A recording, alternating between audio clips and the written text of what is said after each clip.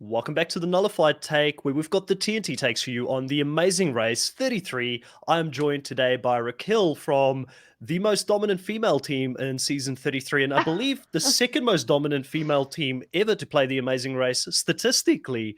Raquel, how are you doing? I'm good.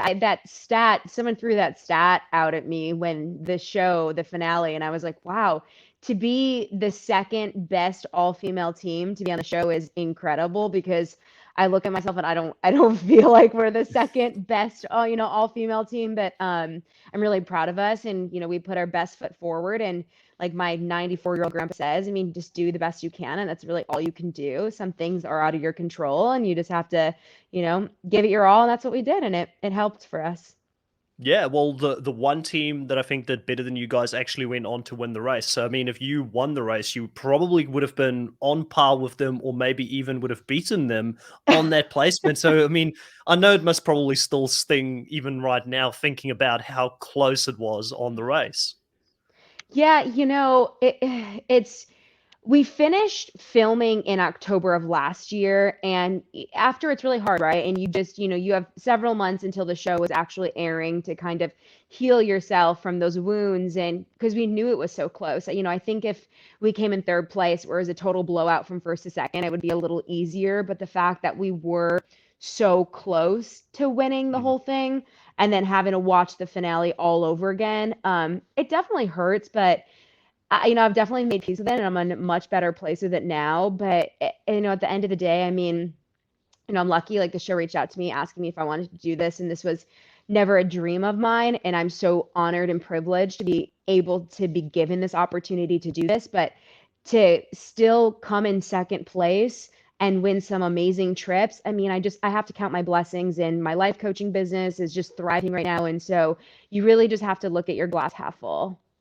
Yeah, I think you've got a good head on your shoulders, especially being in that life coaching business as well. And you know what's the funny thing is that a lot of the times on these reality TV shows, the second place team or the person that got second, they actually get more from the whole experience than the person who wins all of the money. Not saying Kim and Penn won't spend it wisely. They look like they also have their heads on their shoulders. But, I'm thinking of Survivor. I believe Clay became, of Survivor Nicaragua, became like a massive country pop star in America. A lot of Idol's second place winners ended up becoming bigger than the actual person who won the show. So sometimes there's something to be said about coming so close and then losing. Plus, this potentially opens up the door for you guys in the future if there's a second chance season to go out there and do the race again. Now, I know in the immediate there's some big life changes happening on your side, which is really exciting. But down the line, if you get the opportunity to go back, if it's say 5 years or 6 years from now, do you think you'd be up for going back out there and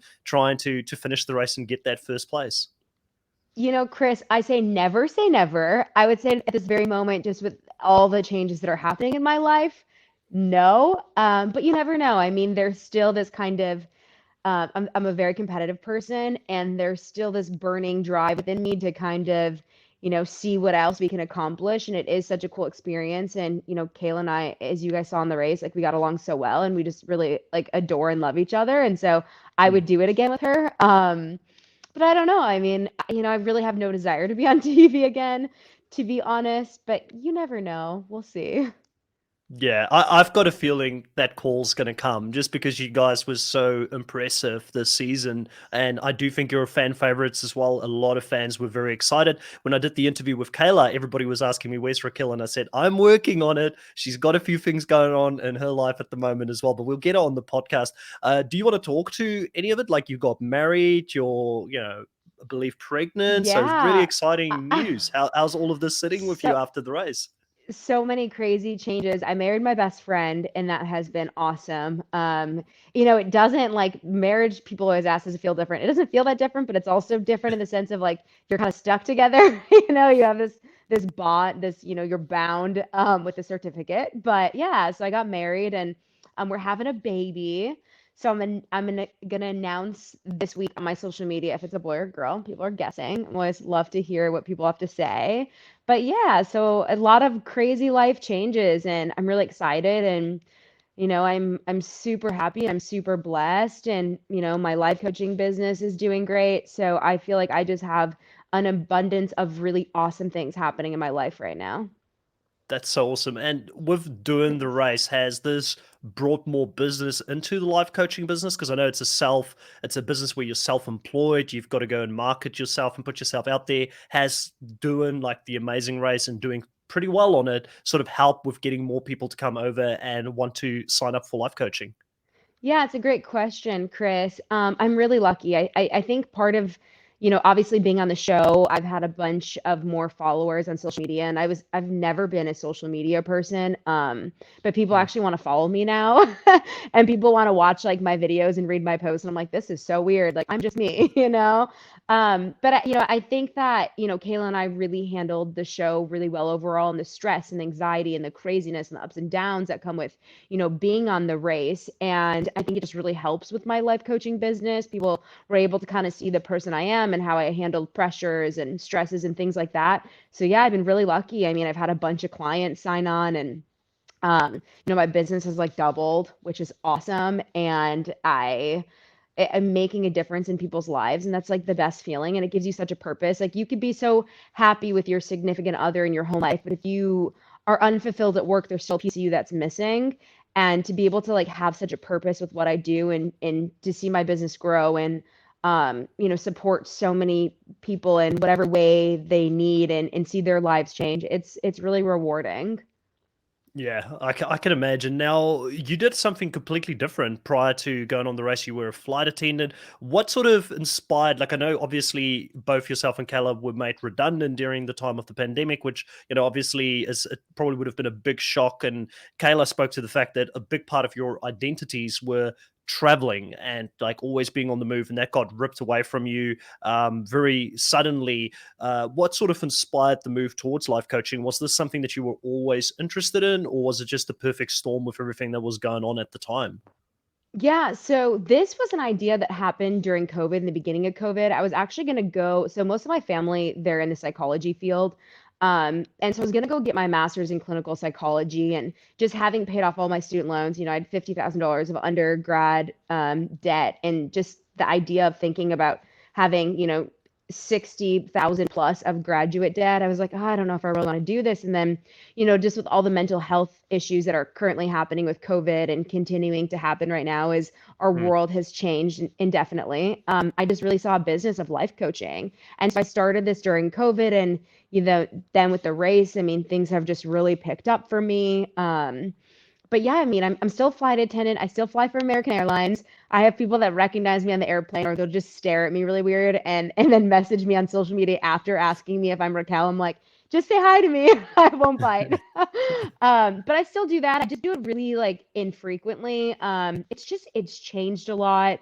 We don't have the same schedules and trips that we used to. And honestly, people are kind of just rude on the plane these days. What you see in the media is honestly true. And there's just kind of a level of respect that's changed, I guess, a lot, which is really unfortunate. Mm. Um, so both Kayla and I guess I can speak for us both, have um, lost a little bit of the love and the passion for flying. So I feel like it's great to have part time. I'm just not doing it on a full time basis. So I'm doing life coaching more full time. And then with the baby on the way, it makes it a lot easier not to have to travel. But I hope one day, things pick back up, and, the world and our jobs go back to normal, because there's so much that I still have to see in this world. And I love being able to travel with my job. It's awesome. Yeah, no. Obviously, having been in that industry, you were no stranger to traveling around. How did you feel your experience of being a flight attendant and having these sort of experiences of being on the move all the time sort of translated to the race? And did it translate to the race while you were out there? I think being a flight attendant is definitely an advantage. I think that you're kind of used to sleeping on a weird schedule and being in different time zones, and your body not being on any sort of normal clock. That's kind of normalcy for you. And that's an advantage that you have to other teams. You also, you're used to traveling in public transportation, in different kind of ways, and being in different countries with language barriers and things of that nature. And, COVID, it's a little different because non-COVID seasons, you're kind of competing back to back. Um, and you would just have less downtime. So I think with the time zone changes, that would have helped us a little bit more. It was a little bit more calm during COVID seasons, just because of testing and all those, safety protocols that, the the show takes so seriously into account. But I think there's a lot of advantages being a flight attendant, even though flight attendants don't really make it that far. So we figured that we had to Hmm. kind of change the, status quo for flight attendants.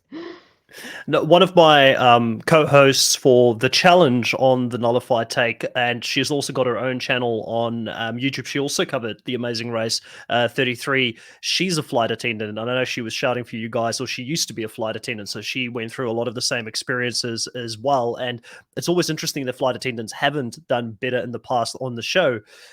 Sort of backtracking all the way to the beginning, because I kind of skipped a few things. I'm guilty of doing it, and I don't have Michelle here to keep me on track, but the Amazing Race, how did you get onto the show? Because speaking to Kayla, she mentioned that you were approached first, and were you always interested in taking Kayla on the race, or did you sort of have other people in mind as well? And who would they have been if you did go on the race with someone different? Yeah, I get asked this question a lot, and it's funny because, right, they did approach me on Instagram, which is funny because I have like 200 followers at the time. Like, I genuinely don't care about social media. I mean, now it's great, if people are interested in what I have to say, but I wasn't really into it before, and they had reached out to me randomly, and Kayla and I were living together in New York City at the time. And maybe 6 months before they reached out to me, Kayla and I were watching The Bachelor one night, asking each other if we had to be on any reality show, what would we want to be on? And her answer was Amazing Race, yeah. Yeah. And she grew up watching The Amazing Race, and just a really big fan of the show. And she's a smart cookie, and she's well traveled. She is great at maps. She always had to drive her way she's from Florida, so like Florida to um, their like mountain house in North Carolina that their grandma owned, using a map, growing up. So she's good at navigating. And so when the show reached out to me, I was like, oh, I gotta ask Platt. And she was all aboard, and she loves a good adventure, and it ended up working out really well for us. Yeah, you guys definitely balanced each other out really well. And you mentioned that, she was someone that was good at reading maps. But in the first part of the race where you guys went out there, she did a lot of the driving. And I noticed that when you guys came back, it changed around to you doing more of the driving. Can you talk a little bit about, who you allocated what responsibilities to on the race, and also how that strategy may have changed from the first three legs compared to coming back after such a long break? Yeah, so we were one of the last teams added to the roster for season 33. So we had basically found out we were going to be on the show like weeks before we started filming. And I had no idea how to drive a stick shift. And she did, because she grew up driving her like dad's stick. Even though she was the better navigator, she still knew how to drive stick. And so that's what happened the first time around. She was the driver, and, I was the navigator. And I don't think they showed enough in Scotland, but she was like having a breakdown, crying, and the driving just got to her. Like, there was one scene where we were in a gas station parking lot, and there was like a tiny little baby curb that she didn't want to go over. And she just, I mean, she's like from like the South basically originally. So she's like a very sweet driver, like doesn't honk, like, and I'm a city girl. Like, I will honk, I will get in your way. Like, it just driving just doesn't intimidate me. And so it was just a very overwhelming day for her. And I stunk at the directions in Scotland. So, lucky for us, the one blessing of COVID was the fact that we were able to kind of switch and reverse those roles. I'm just a strong driver. I don't get intimidated or, in the car, and she's just a really strong navigator. So it ended up working out really well for us. I think it would have been a very different season if we weren't able to kind of switch those roles. Yeah, it's interesting, and she did talk to that a little bit as well. There's a lot of people that brought up the fact that your roadblocks were very imbalanced, with you doing a lot more of the roadblocks compared to Kayla. And one of those roadblocks I know was going out there and doing the singing in the kilt. And Kayla said she was always going to do it, but because of the tough day she had, you guys switched it around. Is there a rule in regards to how many times you can do a roadblock opposed to your partner in the game, or is it really just you guys decide while you're out there who does what, and there's no like limit? So the rule is, I believe it's 5 or 6. Going into, if you make it to the finale, no, you can't do over, I think, 5 or 6 roadblocks. I'm not sure what I think it's one of those two numbers. in order to be able to choose, both have an option of doing roadblocks in the finale. Otherwise, you're stuck with just one person having to do the roadblock, and you just never know Mm. what's going to happen. So you want to set yourself up for as many options and success as possible. But yeah, I mean, I think I had done like the first four roadblocks in a row, and she was supposed to do the bagpipes, but that day, and again, like I said, they didn't really like fully depict it. Like she had like a crying meltdown. I mean, she was, and we laugh about it now, but she was crying. She was so upset. And so I knew that I just had to do the bagpipes. And I remember her, being the wonderful teammate that she is, cheering me on during the bagpipes. And I looked at her, the look I gave her was like, you better shut up. Do not cheer me on, woman. Like this should be you right now. And honestly, it was like my least favorite challenge I'd done all season was the bagpipes. They're hard.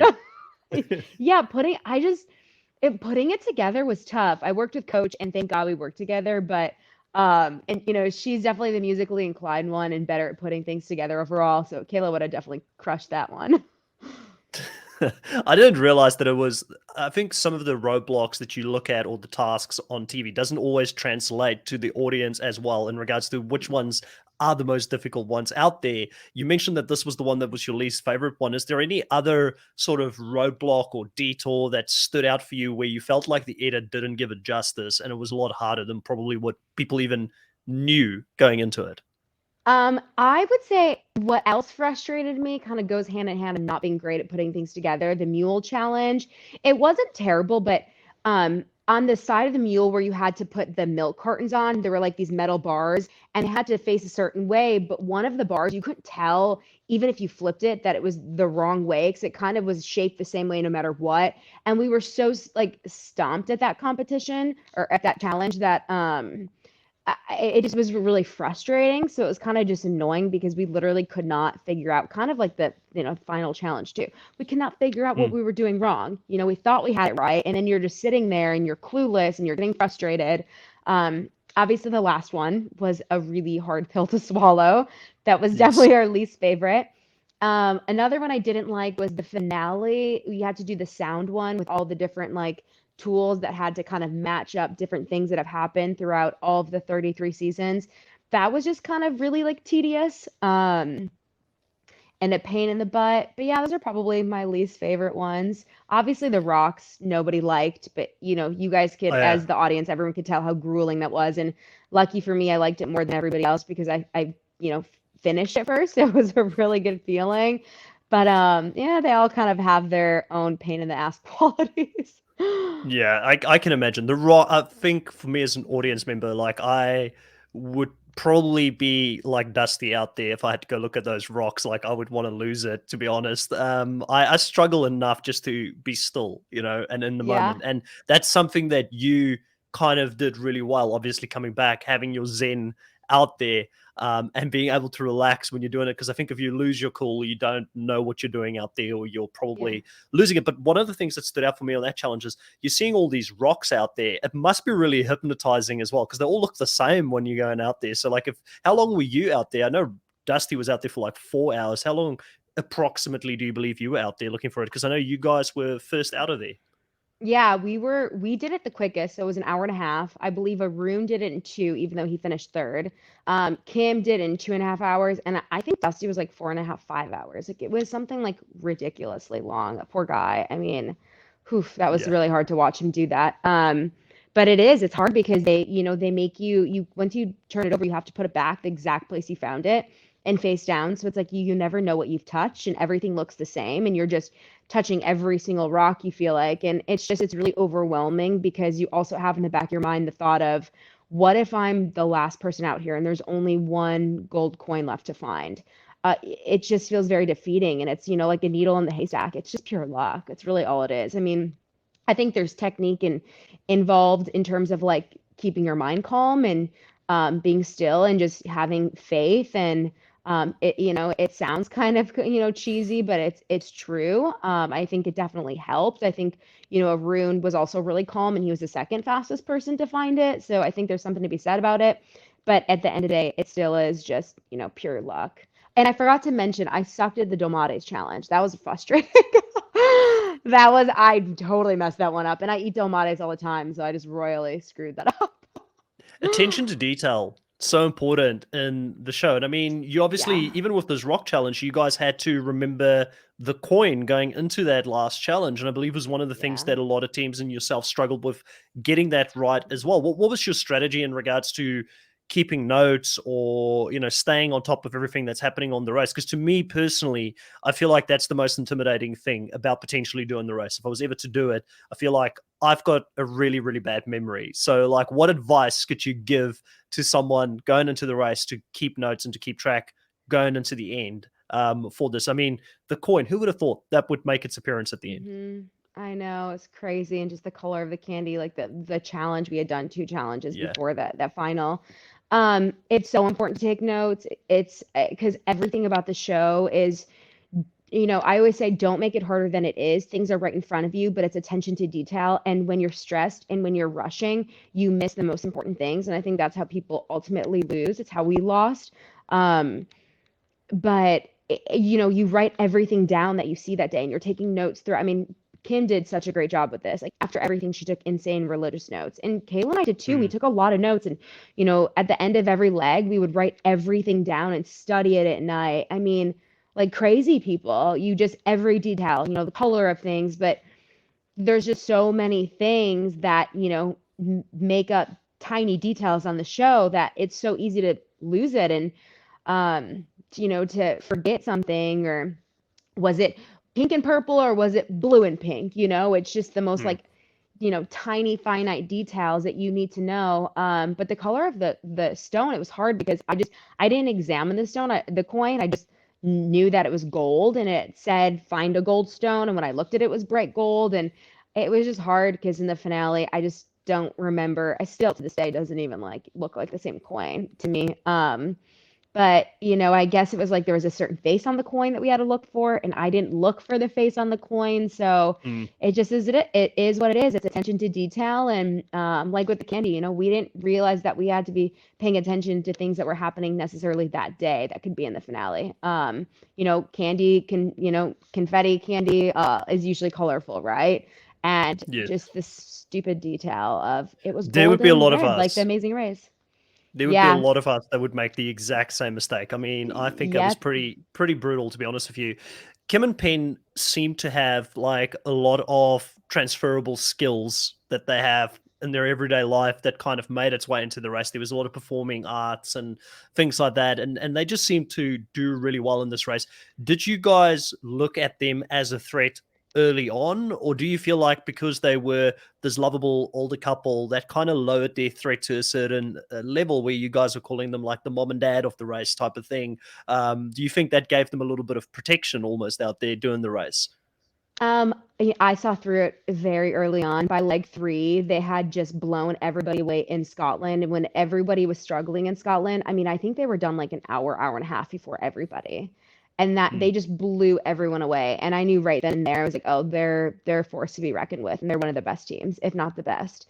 So I kind of knew it, even before COVID had hit, and then coming back, they're so consistent, and they genuinely didn't mess up like once all season. I mean, they didn't make mistakes, they were just Mm. flawless and on top of it and well-rounded, and they're both so intelligent. And I mean, I always say this, if they do another Amazing Race with just winners, I think Kim and Penn could beat all of the other winners and all, 32 other seasons out there, because they're just really truly like an impeccable team to watch. And it stinks that they're in my season because they're so good, but I love them so much. I mean, they're really good friends of mine. I talk to Kim on a regular basis, but damn are they good.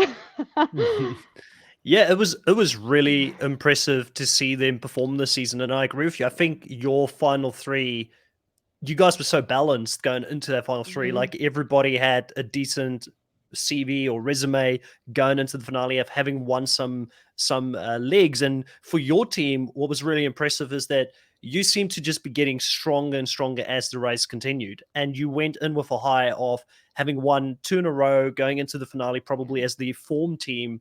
What kind of changed for you in regards to getting this momentum? Because for the longest period of time, for us as podcasters recapping the season, myself and Michelle, who's a way bigger super fan than myself, and she's got all the statistics on the previous Amazing Race seasons, we were saying, you seem to be that team that we get every year that would say, oh, we just want to get this win, but you're probably never going to get it because you came close so many times, but then you had the momentum going into the end. What changed for you guys to sort of get that rhythm, I guess, moving towards the end of the game?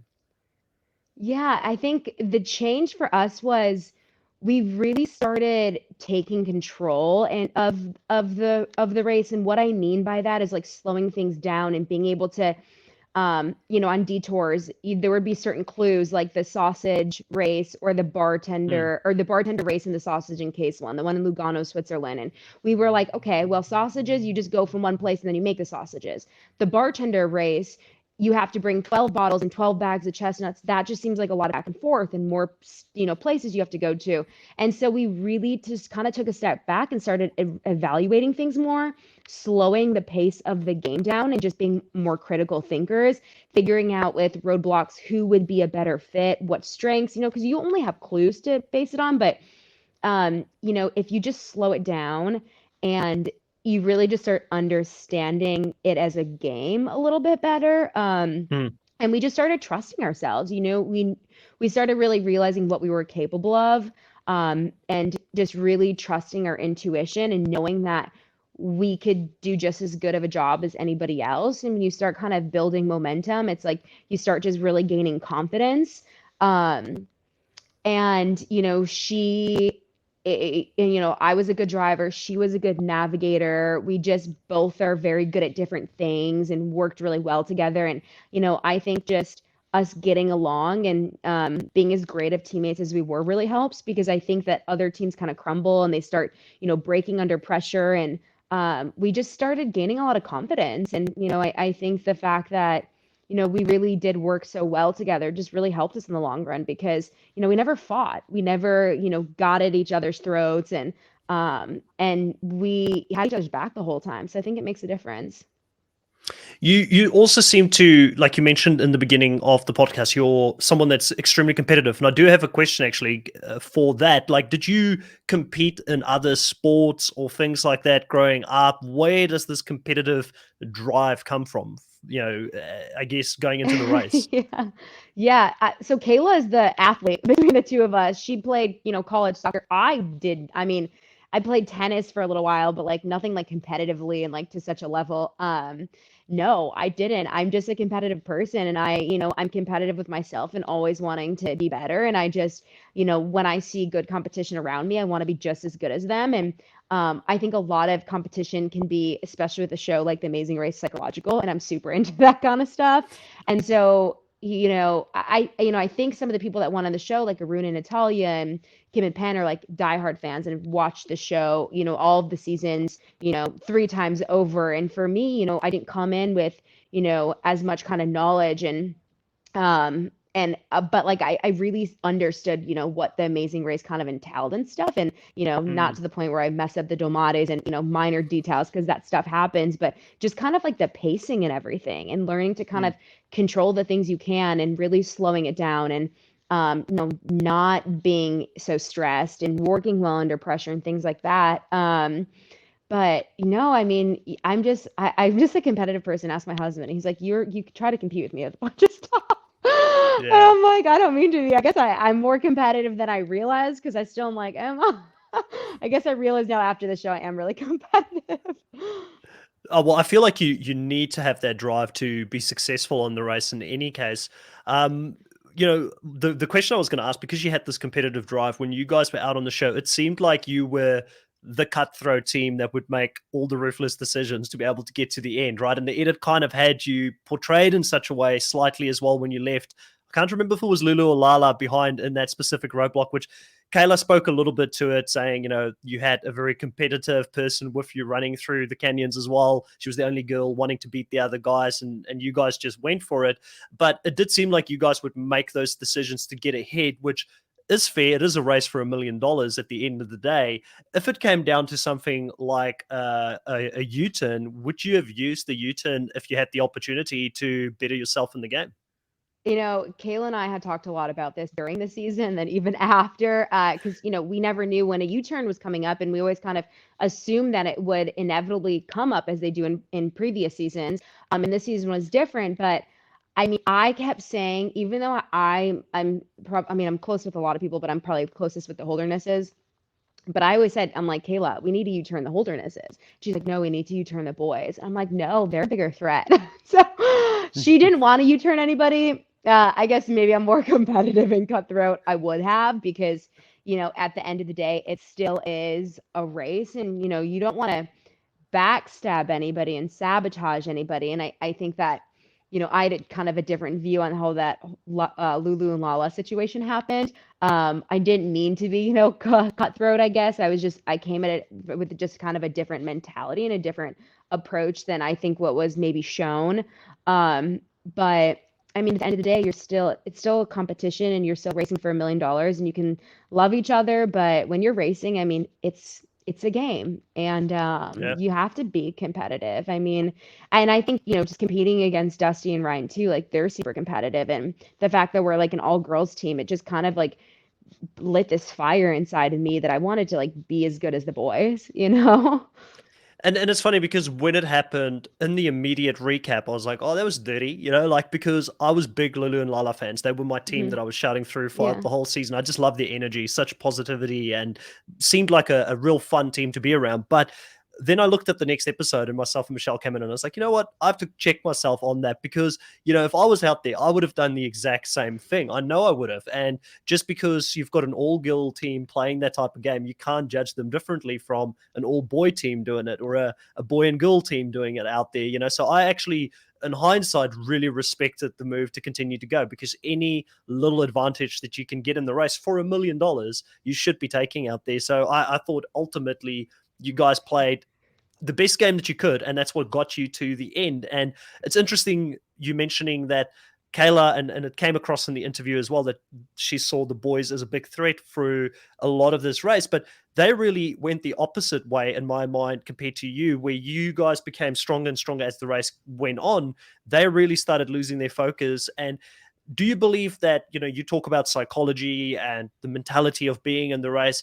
Do you believe that momentum is a really important thing on the race? Like, how can momentum play into the fact that as you started getting more and more first places, and you started finishing higher and they started struggling, do you think that plays a big role? And how does that amplify in a situation like the race, which is really stressful? I think psychology is a huge part of the show. And I think that this race is meant to psychologically break you down. And that's why it's so important to stay strong in the mind, to stay grounded, to stay present, to be able to slow things down. And like I've said so many times, and I think it's a shining example with Dusty. It's like Mm. this boy team, they were used to being first, in second, and they didn't know what it was like to be in second or third place, right? I mean, they had won first place several times, and the moment that they started dropping, and I don't think they ever fell below third, but it started really getting to Dusty. And it's so important to keep your mind strong. And right, like, you had mentioned earlier, yes, Kayla and I started doing better than the boys, but it's easier looking back, or it's easier from an outsider's perspective. But when you're in the race, all you know is there's two teams and they're both really good. And any of those two teams at any point could be first.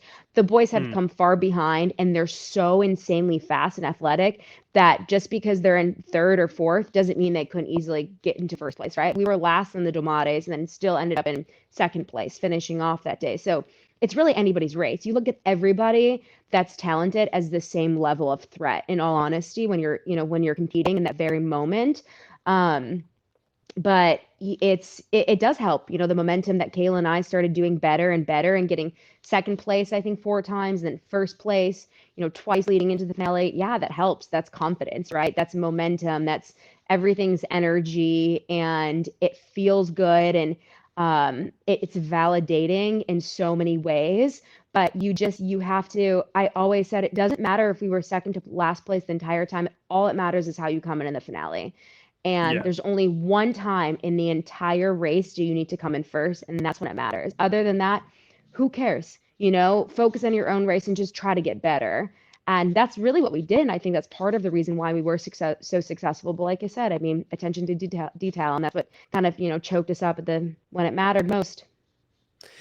Looking at the whole race, you got to travel to a lot of great locations. Sadly, you didn't get to travel to other places that you would have in a normal race. Like you didn't get to go to Africa or Asia or South America or even Oceania, Australia, New Zealand, or some of the Pacific Islands.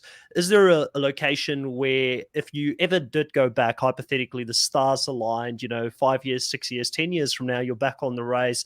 Is there a specific like continent or country that you wish you could have traveled to while you were out there? And also, which country would you recommend or location would you recommend for people that watch the race to go and visit?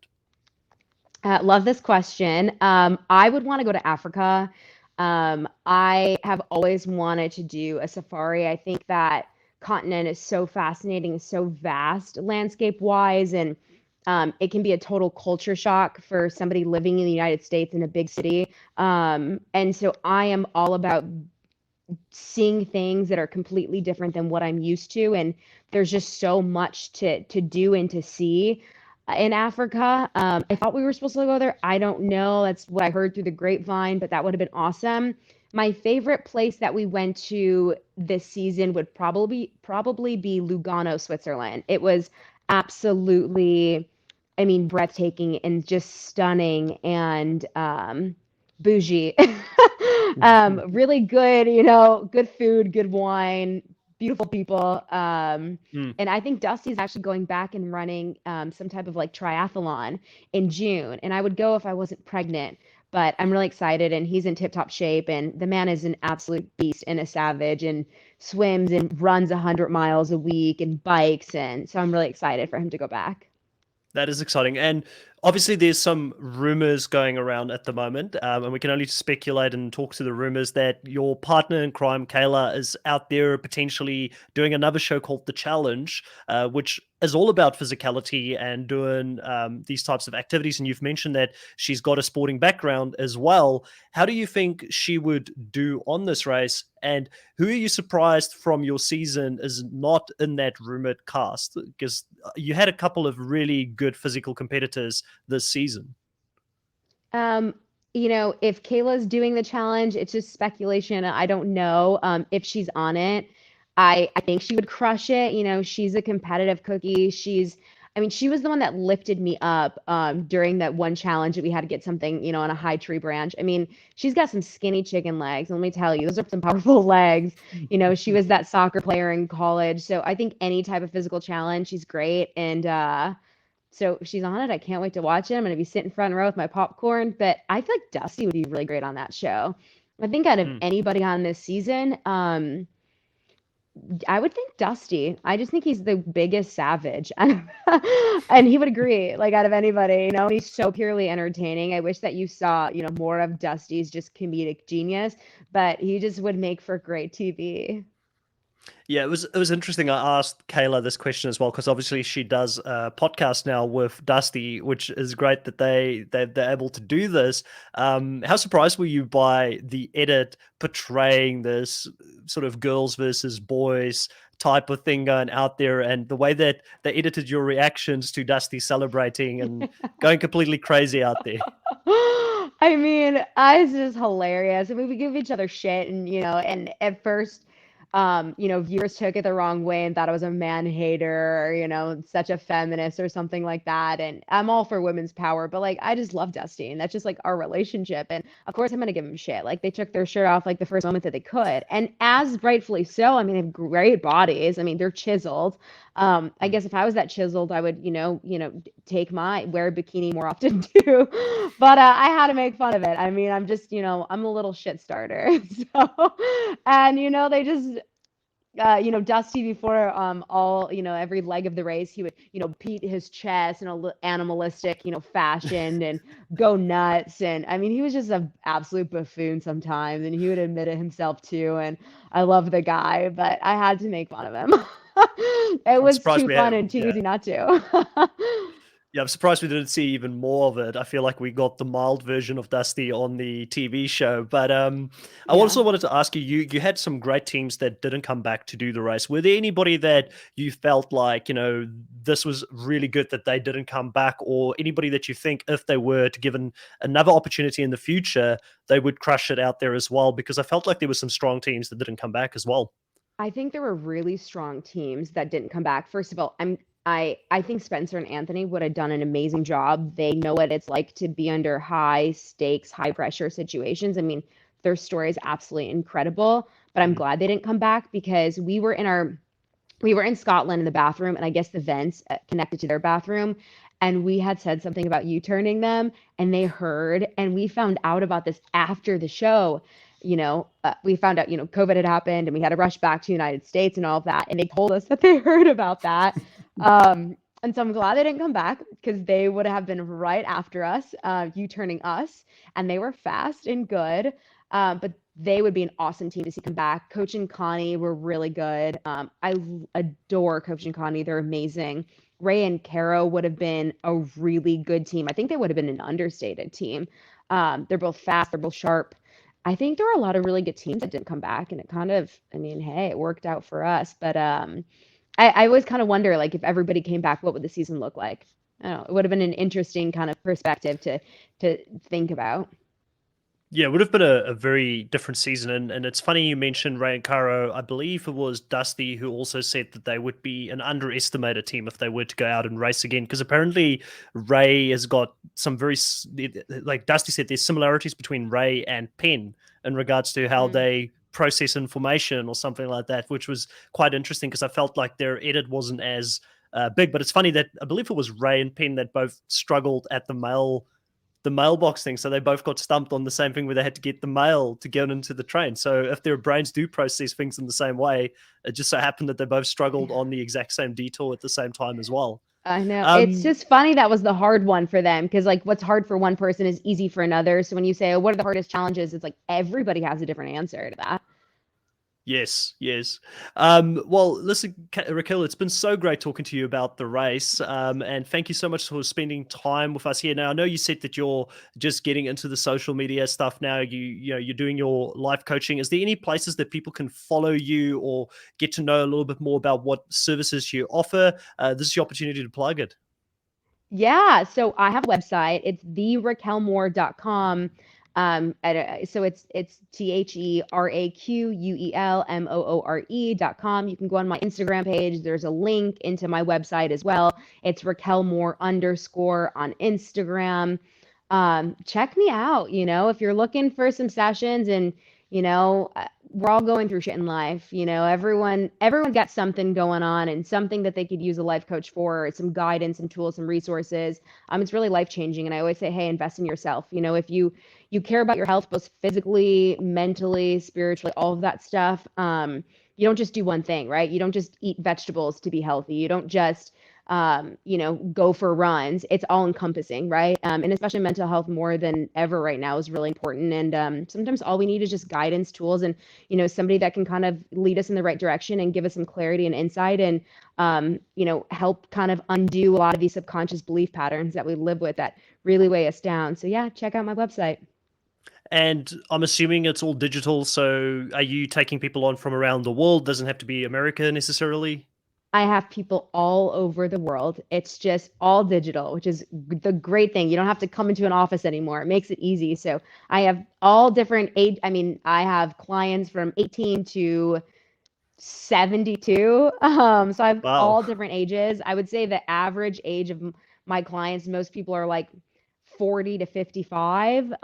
So older than me. And age is just a number. So, come, wherever, whatever state you are in life, I help everybody and anybody, anyone around the world. Yeah, as long as you have internet and a phone, call me. Yeah, most places these days have that. Yeah. Your time zones that you must be working on must be absolutely crazy. Just doing this podcast and like lining Yeah. up different time zones. Like I was on a podcast yesterday where we had 3 different time zones on one podcast. Trying to like get everybody to be on the same time can be quite difficult, but so fun. Lastly, I want to leave you with an opportunity to let people know how should they apply for the Amazing Race? If they're thinking about potentially going on the Amazing Race, what's your advice to that fan that is watching the show? I might be talking about Michelle, who has been trying to get on the Amazing Race here in Australia as well. What's your advice to a fan, like going out there and doing the race as someone who was really successful, I guess, doing this race?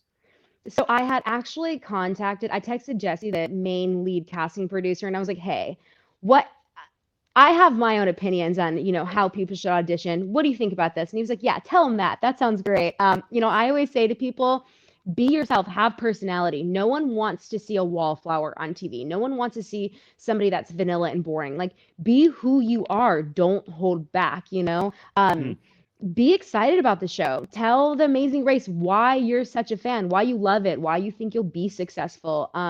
Get excited. I mean, it's mm. such a freaking cool show, and you race around the world, and you have a chance at winning $1 million.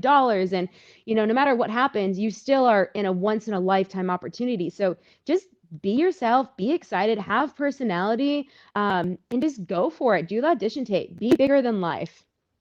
Yeah, great advice. And everybody's got something that they can get excited about or passionate about. So I guess talk about your passion projects or things that you like.